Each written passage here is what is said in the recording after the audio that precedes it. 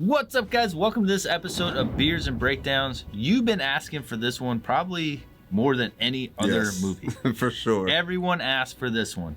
We were waiting to do this one because we wanted to do it with Kurt and I so we can go back and forth a little bit on the tactics and everything about the movie. From my combat experience, I would say that this movie was one of the most accurate about combat in the sense of the ups and downs of how combat really is. So the idea is that they're being overrun and they're constantly pushing back on a much larger force. But I think he unintentionally hit the fact that in combat, whether you are the larger force or the smaller force, that it's an ebb and flow. Sometimes you're the bigger dog, sometimes you're winning, sometimes you're losing. And I think 13 Hours, in their attempt to just show, how overwhelmed they were and how heroic they were, it just showed to me like the nuances of combat. Because I think what they get wrong a lot is they're always like, we're the best, we're better trained, so we're winning all the time. And it's like, that's not how it fucking goes. Sometimes stupid shit happens, sometimes accidents happen. I've had Green Berets initiate full-on ambushes on us, and it was terrifying. I thought I was gonna die. I thought that was the moment when we were about to fight for our lives on the last stand, because it was a whole ambush just opened up on us and was like, this is it. There's a tree line out there. I was like, everyone, they're all in that tree line fucking walking us in. And I was like, we're about to hold down this compound and fucking hold it till the last minute. And it turns out it was our guys. And luckily, they didn't, shit happens. That's fucking combat. So I think 13 Hours did a really good job of just showing just how shitty combat can be. Sometimes it fucking sucks. So we waited and we think it'll be worth it. So here it is, 13 Hours, Beers and Breakdowns. What's up, guys? Happy Memorial Day weekend. This weekend is super important to us, to everyone who's served. It's a super important weekend, probably more than most. It's connected to our hearts because all of us either know someone that was killed in action, or we have a friend, we have, a relative, we have someone that's close to us. Almost all of us at this point of 20 years are wearing bracelets to remember the fallen. I used to have this quote that helped me get through dealing with the loss of friends, and that was strive to be the best for those who no longer have the option. So it was just a reminder that I needed to live my best life because someone else gave up theirs to help me live mine. So on this Memorial Day, I just want to say we're giving a 20% discount code because it's just one way that we can give back to the community and help out on this day and to remember the fallen. So use code HONOR20 to get a 20% discount, and that's on everything on the site. Swag, like the shirt I'm wearing, the tour, FNG Academy collab knife for Sear School, all of it, 20% off.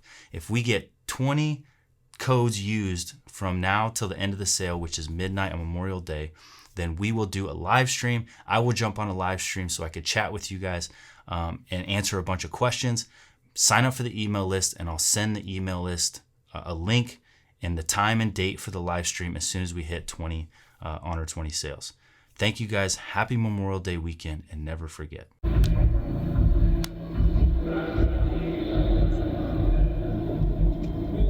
Everybody's staring at the white guy walking in with the beard because, of course, they know who he is. But this is what I thought was cool. So pause it, Abel. So real quick, John's, is he a contractor? Former SEAL? Yeah. What is he? Yep, former SEAL, now contractor. Okay. And then this is the head contractor, also was a SEAL with him, so pulled him into the contracting gig. Okay. So they're GRS. Is it GRS? GBRS. Gardeners. Yeah, the Gardeners, whatever their acronym is. GBRS, yeah. GBRS. Yeah. So we all know them. So the CIA, GBRS. So as far as I know, CIA has two of those outfits. There's the GBRS, which is the base security, and they'll go on mission if it dictates. And then they have Ground Branch. Right. And then Ground Branch is like the tier one, the fucking, those guys are the ones out there killing motherfuckers. Yeah. So Ground Branch, that's the shiznit. And then GBRS is a badass too, don't get me wrong. Evan was GBRS. I think Glover was. Anyway, there's a lot of guys Some other people, yeah. Yeah, there's quite a few guys that went that route after they got out. It's kind of a natural thing to go down that Make road. a shit ton of money doing that too. Way more than being in the Army. Yeah, it's hella good money, and they get paid out the ass. But what I liked in this scene was it just showed some tactics, and I don't know if everyone picked up on the tactics that they saw. So one Navy SEAL is picking up the other one. So John walks in, and you would think two Navy SEALs picking each other up. You'd be, "What's up, dude?" Hugging it out, all that stuff. Well, they want to make sure that John doesn't have a tail, because you saw how everyone's watching him. So his buddy hung back in the stairwell and watched him walk by. And then he hangs back for a second. So that way he could see if anyone's following him to the car, to see if they're being, if he was being tailed, if they have, people that are going to attack him, set up an ambush, anything like that. So just little things like that is a tactics thing. Like he could, if he hangs back in low key, he's been there for a while, no one's watching him anymore, he could watch him walk by. Does anybody follow him? Is there anyone watching him? Does anyone go with him? Now that he knows he doesn't have a tail, they could just link up at the vehicle and get the fuck out of there. Yep. See who's paying attention, see what they're doing. Right. So he could be the eyes in the back and get an overall view of what's going on. Especially if you've been there for a while, so you get patterns of life and you start to see who's coming and going, who's sticking around. He knows the key players at that point. Shit, we're boxed in. So pause, Abel. We bailing?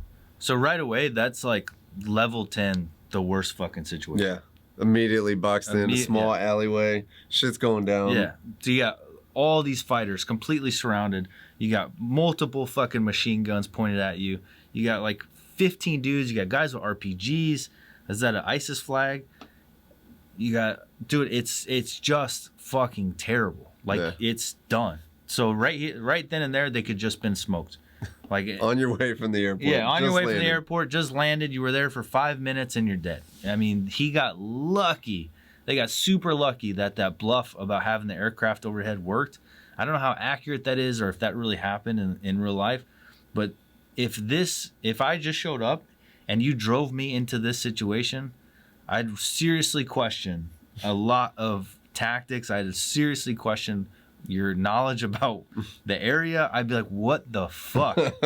How could you just fucking happenstance drive into a war zone and then get us stuck there? So when he says, "Are we bailing?" I mean, the only option you have is to on foot run as fast as you can. Yeah. Like, what else are you gonna do? Two white guys, you're gonna stand out like a sore thumb there. Yeah. The minute they see two white guys, your option is to A, run, or B, use the fact that you're obviously American to threaten them. And so they went with option B, and luckily for them, it panned out instead of being taken captive and fucking, being prisoners of war. Base, this is Roan. This is Roan, come in, over. This is Base. Go, Roan. I'm gonna jam off this ring road. I'm looking at about 8 armed tangos here. QRF is being alerted. Fuck that. The only quick reaction force I want is my guys. No. Contact 17 Feb QRF. Send them. I want my guys. And tell them they're not allowed to leave the base. Oof. How would no one would have shot at one shot? I know. There's no fucking way. They'd be dead right there. Go ahead, look up. That's what we call a Libyan standoff. It's all right, because the drone sees you. Sees your face. We know who you are. Anything happens to us, your home, your family. Go on. Give the order to let us go. I am right to decide the future of my country. Talk the wrong guy. How willing are you to die for your country? They just happen to get the guy that speaks perfect English. Yeah. All it takes is one itchy trigger finger. Yeah, dude. So you get lucky that the one guy that's doing the inspection speaks fluent English, so you could actually threaten him. And then he'd be like, "Look up." You try your threat, and they would just start ripping your ass out of the car. And then you're going to tell me that all those guns pointed and not one person pulled the trigger? There's no fucking way. It's a tense situation. Yeah, dude, there's no way. And then I think when I kind of looked up like people's arguments with this movie, Tonto was saying that the base chief was like, he was always like pulling them back. And they were like, well, there's no reports that ever happened. Why would there be reports of a base chief telling you not to go? Yeah.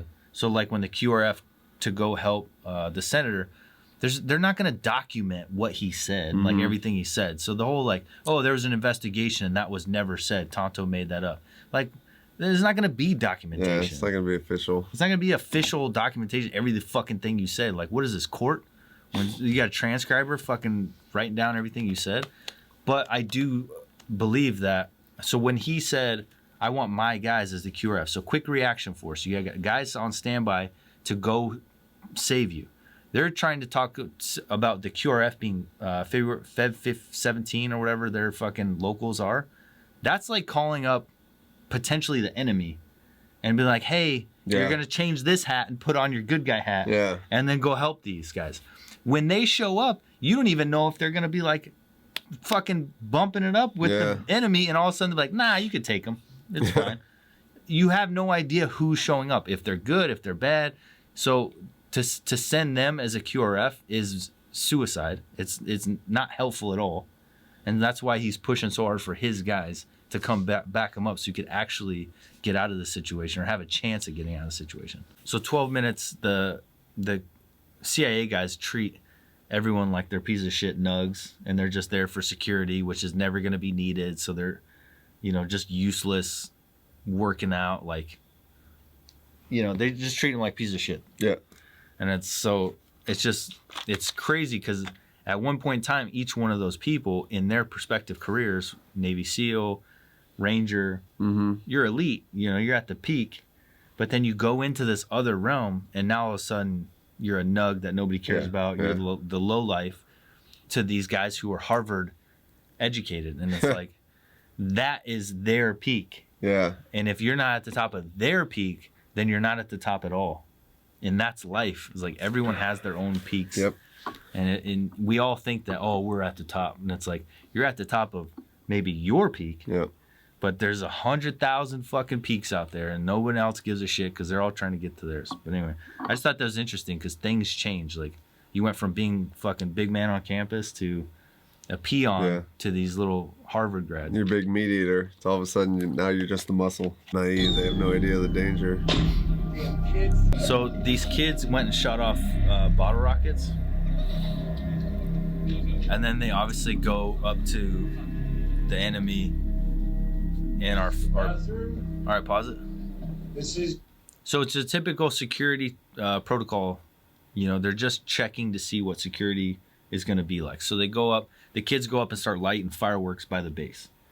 So they're hired to do that. So then we could just test to see what your security protocols are. Yeah, what's your security response? Do you get 10 people to that side if you start getting an attack? Do you have people go to certain positions so that way we know where you're going to go? So if we want to attack a base and I could initiate your security response, then I could document it, and then I could attack you accordingly. I could set mortar positions. Yeah, learn your TTPs, right? Your tactics, techniques, and procedures. Yep. And so that's what those kids were doing. They were getting paid to go light off the fireworks, make them sound like it's they're under attack, and then see what people do in response. And also to get them to get used to the noise, and then automatically assume that it's fireworks. Desensitize them. Right. And if you give me a call in 3 days, I would love to see the manifest and we can go over the details. Very good. Perfect.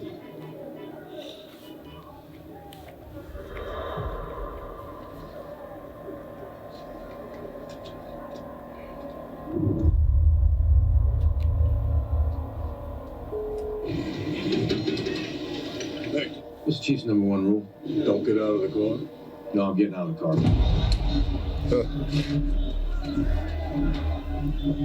It's all the world. All right, pause, Abel. Great. That is an underrated. This part is like, I get that they're doing the best that they can, but you got white bearded dudes randomly set up in Afghanistan, just confidently having a cup of coffee. Well, they're in Benghazi, but... Oh, sorry. Benghazi. Same concept. Same environment. Like you stand out. You stand out like a sore fucking thumb. Why do you think that you could just go sit and like be a gray man in the middle of Benghazi? What's funny is because like team guys, no matter, SEAL, SF, whatever, there's a very distinct look. Instantly identifiable. Like whenever you're in another country, like we'd be doing whatever it was. I remember one time in Nepal, we're at a nightclub one time. And like we're on the second floor and we see a group of 3 dudes walk in, and immediately we're like, those are team guys. Yeah. Walk up to them, and they were first group guys. Yeah. And it's like there's a very distinct look. Like no matter how much you think you're blending in, you stand out. You're not blending in at all. So like if you know that look, you know who they are. Yeah. You know what they are. So like everybody here knows what's going on. Yeah, everyone knows that it's like, oh, American operators. Mm-hmm. So that of course they're gonna watch you and they're gonna pay attention. But then it also bothers me that he gets out of the vehicle and just takes off, like chasing these guys. It's like, why? Why? Your mission is to protect these 2 CIA assets. So if they're not in danger, immediate danger, why do you give a fuck if someone was watching you? Just left them. You're alone. Yeah, you just left them, and now your guys pull off security on the asset to go find you. Mm-hmm. It's the same shit they tried to do in 12 Strong when they had fucking Chris running after. Yeah. It's like, now I have to go find you. Like you're pulling me out of. Yeah, like why would you do that? Just stop trying to be a fucking hero. Let's focus on our mission, and people are watching us. Hey, it's gonna happen. Yep. We're obviously fucking American operating in this country, and they're gonna want to know who we are. That doesn't mean that they're gonna fucking kill you, or you know, like people used to just take pictures of us because we're a group of large Americans sitting at a table in whatever country. Trying to thinking that we're being the gray men because we wear a baseball cap. Nobody knows. Nobody knows that I have my team hat on with the ODA number on the back and a fucking team shirt on. Everybody knows. And some Solomon shoes. But hey, I put on some gray pants, some gray tactical pants with my fucking knife in my pocket. Your fucking zip-offs in case you get hot. So, nobody knows that I'm a fucking team guy. This whole gray man theory. I did a video like, don't be the gray man. And I was like, I don't know what they're talking about the gray man. I was like, you have to, like, in selection, you should be the gray man. You should not try to, or you should be the gray man. You should try to blend in and just do your best work, you know? And everyone's like, that's not what the gray man theory means. I'm like, oh my God, fucking really? You think I can't grasp the concept of blending in? Like, so many fucking civilians jumped on the comments and were like, that's not what gray man means. It means blending into your environment. I'm like, you not in that environment. Like, motherfucker, you tactical nerds wouldn't know the first thing about blending in. Yeah. When I went to, the best I've ever done at blending in was my trip to Africa. And I wore exactly what they would wear.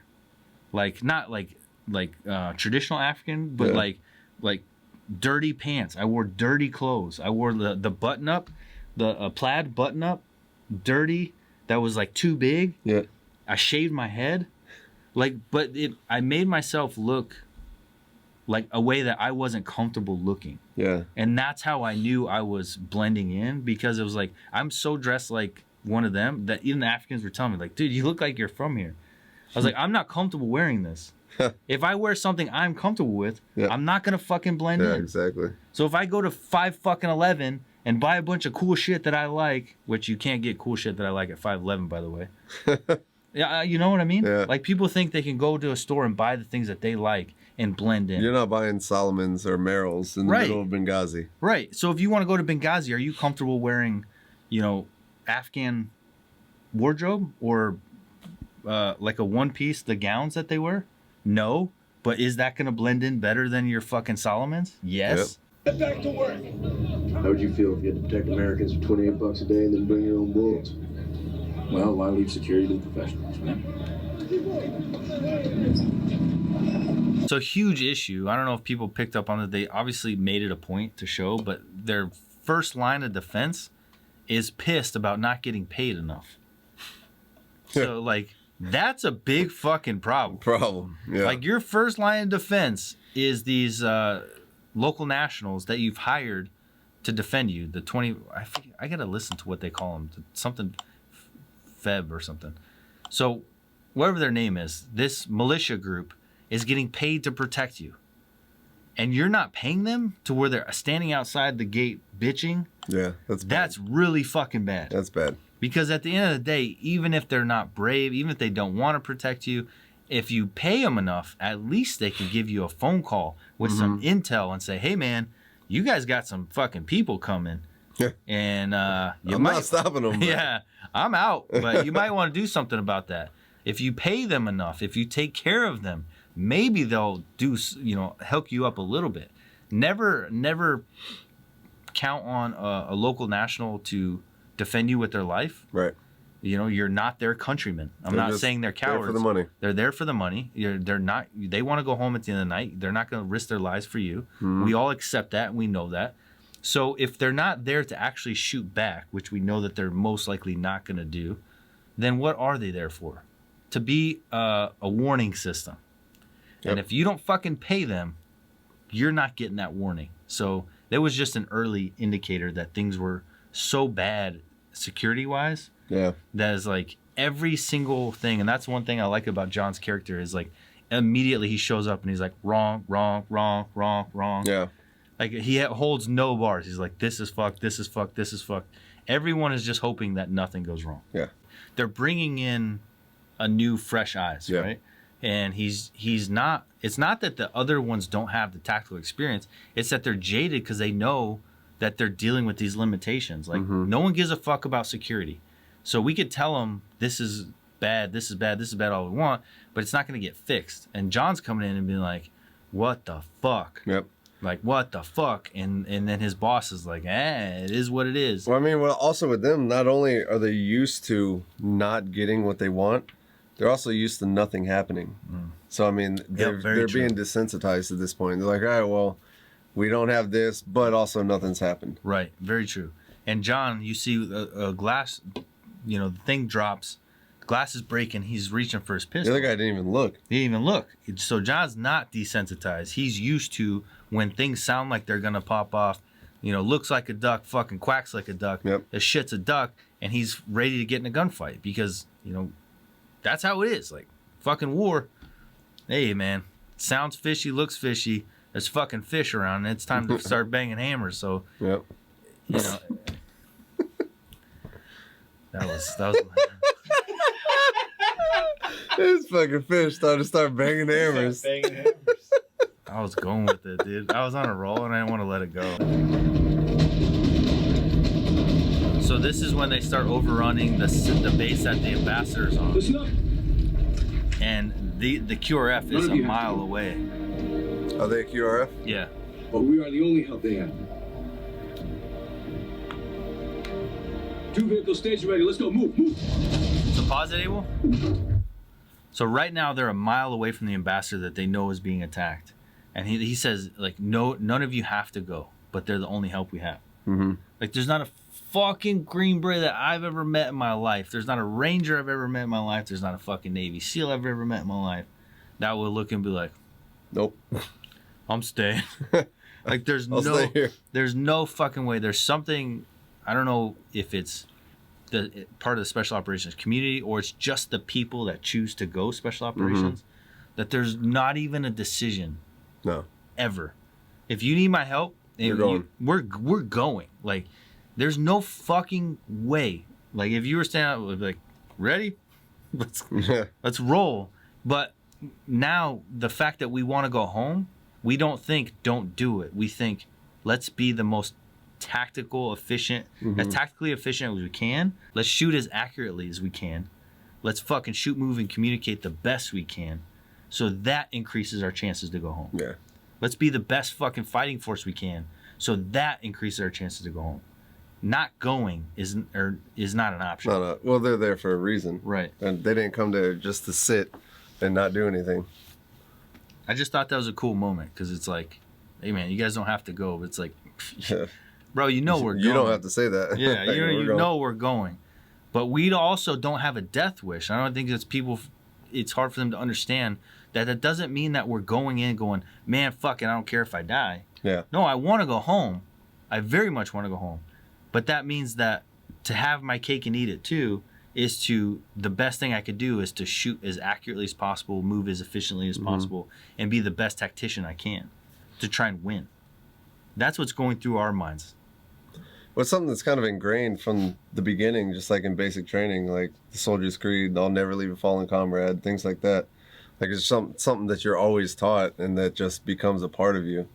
And again, when you excel to a level like that, you know, SF, Rangers, Green Berets, like those are all people that want to be there anyway. So they've already got that mentality. Yeah, there's something internal within all those people that choose to go that path. That's like, I want to go be with people that we're going to go do that stuff with. Yep.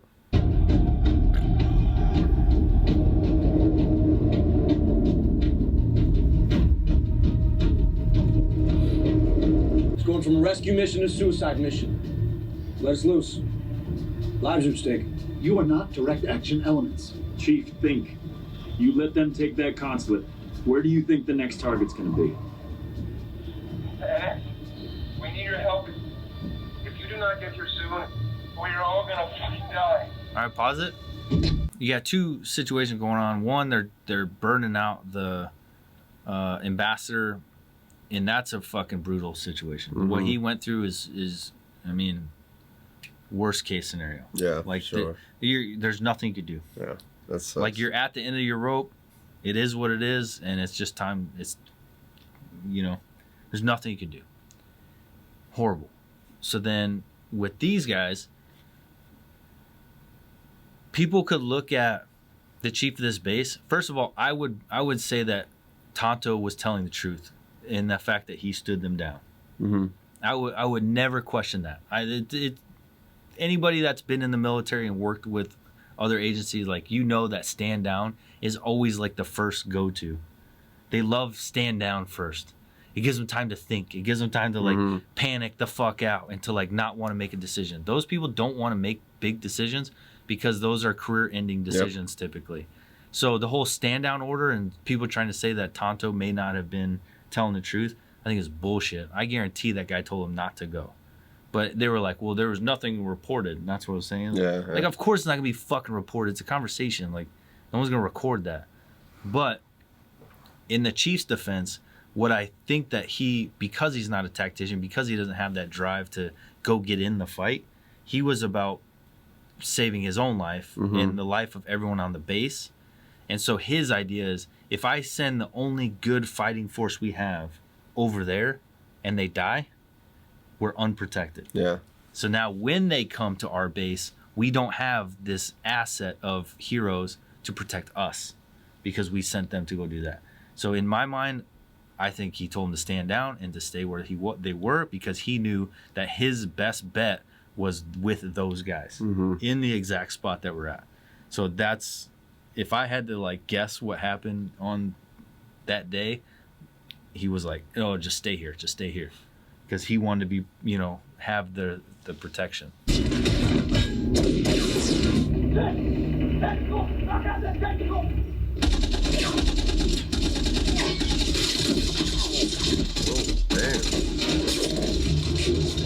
cut somebody in half? Yep. Knock out the technical right fucking now, man!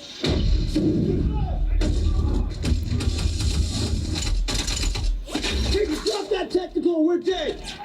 Yeah, I'm fucking trying, guy. Was that like a 320? So it's a 320 and it split the truck in half. Like, okay, no. Those rounds are not that fucking powerful. But two, I know from personal experience that fucking 320 is not easy to aim. Like, I didn't have sights on mine. I had it completely stripped down. But I remember when Travis told about the V-bid and he was like, hey, man, shoot it with 320. And then I shot once and I was like, because you're just guessing. Yeah. And then so you're like holding it, guessing, tunk. And you can't just like micro adjust right then and there because you only got one shot. So you gotta reload. So you gotta reload it and then reset and hope that you're right. So I went too far, fuck. Too short, fuck. And as I felt his embarrassment, because like you start feeling like everyone's staring at you and it's like crawling up your back and you're like, oh. Everybody's waiting on me. Yeah, and then thank God the third one went boom and hit it and it's a and Travis was like, run! I was like, ah! Well, to be fair, it took him a couple shots. Yeah, so it took him a couple shots. He did have the sights on it, but those sights are fucking garbage. They're guesstimates. It's not anything accurate. It's not like a red dot or anything. So I felt his pain because I've been there before. But second, that 320 would not split a truck in half. Like they're explosions, but I mean, I would say like this radius explosive, like it's not that big. Who's the fucking guy? I don't know, maybe he's 17 Fed, maybe he's friendly, maybe he's saying go the other way. So he went right, and now he's in this predicament. He's a CIA guy. That's like, go left. John's like, go left, go left. I believe we left without him. You're going the wrong way. Jack, get up here, on roof.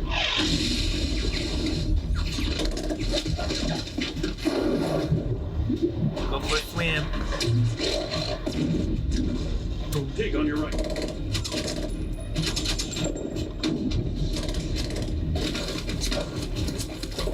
Down roof, back gate. Take off left.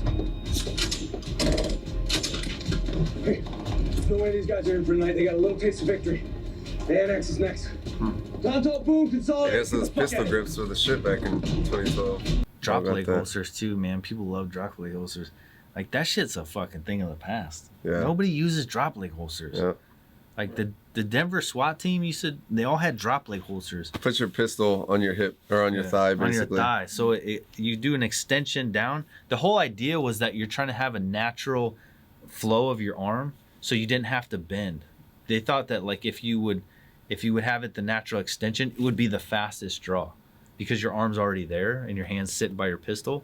But it's just not fucking true because most of the time you're up in your workspace doing this up here, and then when your rifle goes out, you transition to your pistol, you're closer to up here. Yeah. So to get it from your side is faster, but then now you have to drop all the way down to your leg. So the drop leg holster is just not the thing, but some guys still fucking use it. And I guess if you're already used to it and you're faster with it, fucking whatever, roll with what you got. Yeah. But it's one of those things that's like, it's obsolete.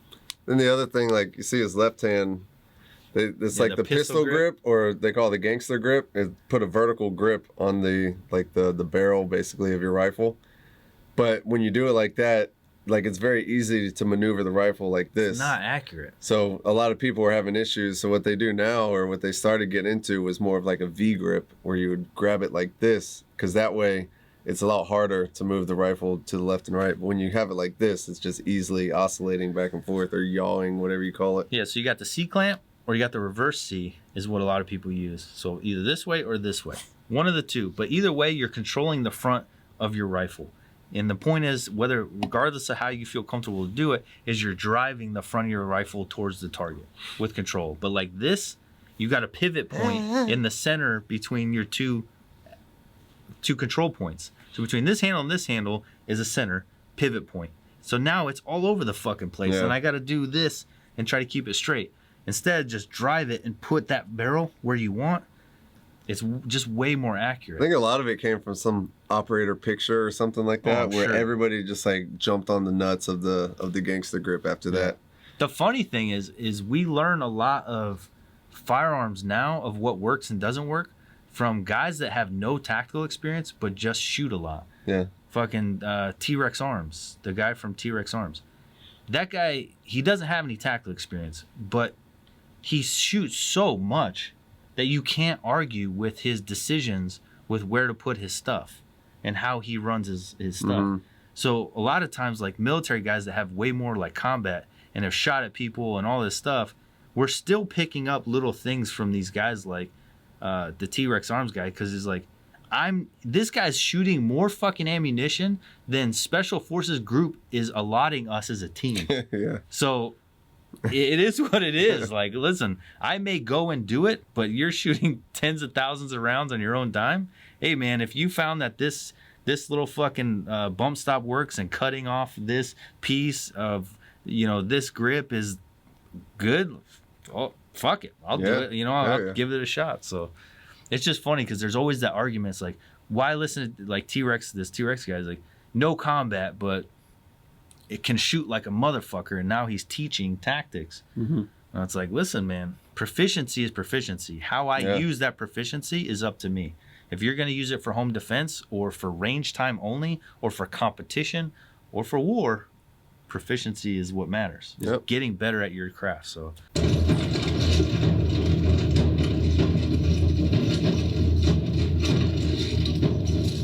Stop, guys. I'm gonna take building C. Jack, Tig, I want you on building D.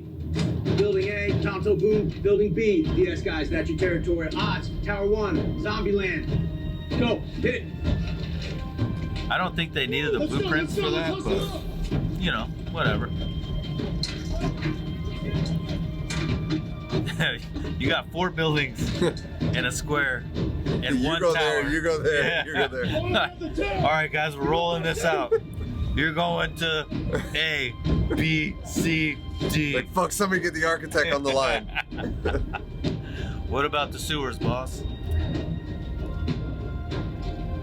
My thing about this security-wise, and it just shows how rough a situation they had, is that's only 2 people per building. Yes. That's fucking brutal, Against bro. the city. Yeah, you can, and you don't know where you're getting attacked from. So now you're just hedging your bets. So like, hey, 2 of you are gonna be fighting off the entire assault force. And then we just saw what they handed out. Yeah. Like, a couple got of them got a RPGs. couple belts. Like, They got fucking machine guns. They got what do they call the technicals when they're on the technicals.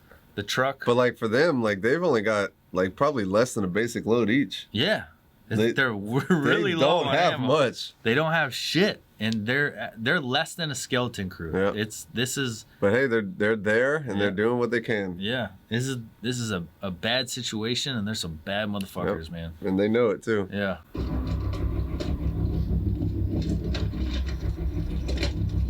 That 240. Chief, if we're expecting any friendlies, I need to know that information now. I'm not aware of any friendlies. I have no confirmation. Go.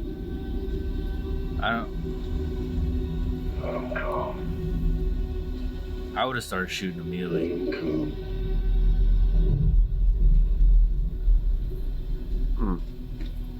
I would rather have them farther back, because the RPG is like, the closer you get, the more accurate that thing gets. Yeah, they're probably thinking the same thing. The closer they are, the more accurate they could be too, though. Chief, are we cleared hostage? Fuck. Dude, asking. That's tough. Yeah, that's a tough situation. So that was the big thing, is like waiting for, are we cleared hot to shoot? Like, oh, dude, you've been under attack this whole time. Yeah. Why would you ask if you're cleared hot to shoot? I'd be like, we got Tango's front, fucking whap, whap, whap, whap, whap. I would start letting it rip. Are we cleared hot to shoot? A fucking base just got overrun a mile from you. You know the attack is coming to you. Why are you asking if you're cleared hot to shoot? You fucking know that that's the enemy. It's the whole ROE, man. Dude, fuck that. At least a fucking say warning shot. Like, I'm going to do a warning shot. Well, you're not authorized a warning shot. Well, suck my dick.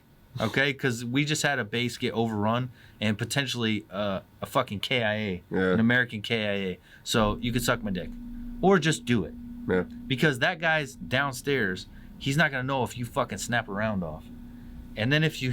Immediately you're going to find out. Because you're going to have 100 dudes shooting back at you. They're shooting. Yeah. We can shoot now. So the whole like identify weapons, like you just it fucking drives me. You that's one of just those got attacked. Frustrating things. Yeah, but I'm not saying that those guys were wrong, because bureaucracy is fucking crazy. I mean, all that red tape. No one wants to lose their career or go to jail. Yeah, for sure. So people will do some crazy shit. The commander of the Legion Shield. Thank you for coming. Sir, we're tasked with sensitive document destruction. All right, pause it. So people might not have picked that up. So the 2 CAG guys walk up, and he was like, hey, we're the CAG element attached to you. And he's like, only 2? That sucks. And he's like, yep, well, we're what you got. So they sent 2 CAG guys. Mm-hmm. And you might think, why the fuck would they only send 2 CAG guys? Well, they ended up doing a scene, and it was like this, and most people probably didn't pick it up. But the CAG guy walks up and says to the chiefs, like, sir, we're tasked with sensitive item destruction. Yeah. So CAG was only there to destroy SI. Yeah. They were not there to save anybody. They were not there to protect the base. Obviously, they would have done that because they're CAG, and they're not going to not fucking do their job. But they were not there to do anything about protecting the base. They were not there to save anybody. They're not the cavalry. Yeah.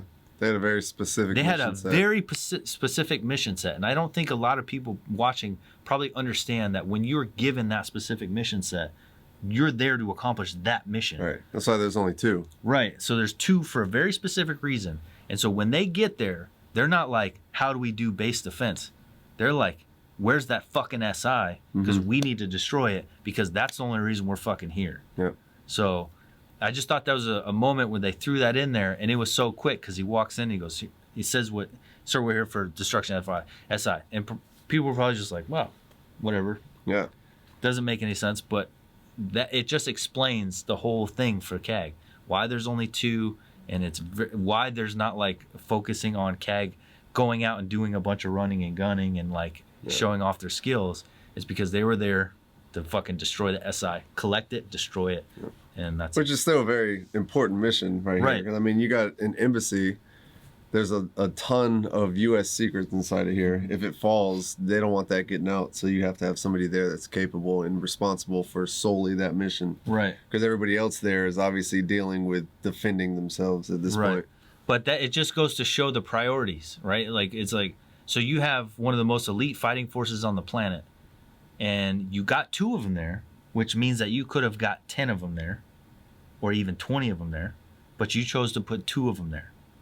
So your priorities were, you know what I'm saying? Like, were protect long-term U.S. investments versus short-term lives. That's just my view on it. Because, like, if you got 2 CAG dudes there, you could have sent a fucking team. And a team. Maybe, I mean, who knows what was in the country at that point? Yeah, there could have been some logistical errors. There's a whole number of reasons. But when they said the SI thing, it was just like, because at first I thought, oh, that's what they had available. They only had 2 CAG guys available, so they sent 2 CAG guys. This is what we got. Because this is what we got's a whole lot better than this is what we're willing to do for you. So I don't know. That's where the conspiracy theories start coming in, and that's where things are kind of left up to interpretation. Is like, why did you care more about SI than saving those lives, or did you, or what was behind the scenes? You know what's funny is even like being in group with a security clearance, people would always be like, oh, what's going on with this and what's going on with that? Fuck, I don't know. Have you ever heard of compartmentalization? Because like, I had a top need secret, to know basis. Yeah, I had a top secret security clearance. I didn't know fuck from fuck. If it didn't affect what I was doing, I didn't fucking know. And even if it did, I probably didn't know. People aren't walking up to you and be like, you got a TS? Here's some information. You're like, it's like a secret Facebook group or something. It's like, oh, that's what's going on. Oh, shit. Good to know. Like, you don't know fuck about fuck. Unless you're directly involved and you need to know, you're not going to fucking know.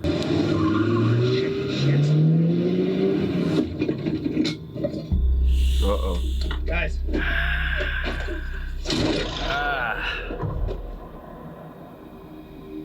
Does anyone else hear that? Guys, is that order? Orders incoming. Get cover!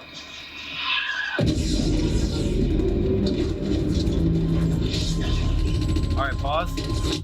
Damn. This is where shit really goes south. Like, as someone who shot mortars, you know, being a Bravo part of our graduation, like, in order to graduate Bravo course, you need to be tested out on mortars, the 81 and the 60. And mortars, a dialed in mortar team is fucking lethal. So that, like, the mortarmen, so they're fucking, they can be killing squads if they have the right information, the right targets, and they have time to dial in their targets. So this was a mortar team that was dialed in based on the intel that was provided of the scans of the base. All that intel of the base was not meant for the overall attack, because the overall attack you're going to take care of when you get there. But it's for the mortar team. And once you start dropping 81s on fucking exact buildings because you've already dialed them in, fuck, man, there's not much you can do. That's a bad day. And that's when everything turns from these heroic fucking badasses doing, like, just kicking ass and taking names and doing everything they can, to just being victims to the situation. They are just straight up getting fucked up, and there's nothing they can do about it. It's one of those weapon systems it sucks because they have so much standoff. Like, you don't even see it coming. Like, nothing you can do. There's just waiting. Level. Is it my time? Yep. Leveled the fucking playing field, man. That sucks. This is the unfortunate downturn for those boys. Once those fucking mortars start dropping and they're accurate, it's bad. Hey, it's me. Look at this scene. I wanted you to hear from me first. We had No problem here. Whatever you hear on the news, it's over now. Ron's not coming home.